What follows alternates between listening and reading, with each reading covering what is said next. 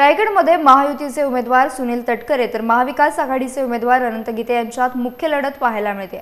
त्यामुळे आता कोणाचं पारडं जड आणि निकाल कोणाच्या बाजूने लागणार यावर आमदार महेंद्र दळवी यांनी भाष्य केलंय। पहिली लोकसभेची निवडणूक असल्यामुळे प्रत्येकाच्या विधानसभेच्या मतदारसंघामधलं काम तर बघितलं जाईल।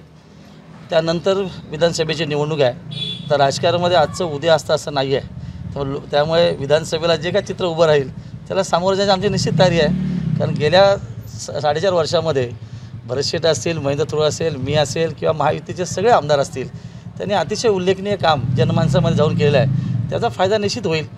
आज आपण जर प्रश्न विचारला लोकसभेच्या माध्यमातून उद्या विधानसभेला अशाच पद्धतीचं झालं तर काय होणार, तर काय होणार, महायुती ही अबाधित राहणार।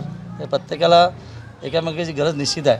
त्याच्यामुळे केंद्रात मोदी साहेबांचं सरकार येणार आहे, त्याच्यामध्ये इथले खासदार उद्या निवडून गेल्यानंतर मंत्री होतील।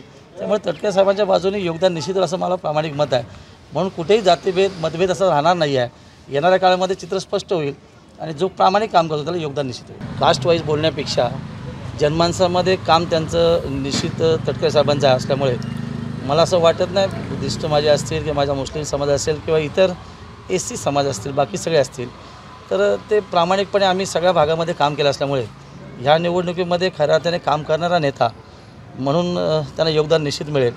मी कुठली बाजू असते कोणाच्या बाजूने असं सांगणार नाही आहे, पण एकंदर जो आरोप केला जातो की बाबा माझा मुस्लिम बांधव करेल का, तर कामास्वरूपात निश्चित करेल। त्याच्यामध्ये काय मला असं वाटत नाही। ज्याचं काम आहे त्याला लोक प्रामाणिकपणे मत देतील।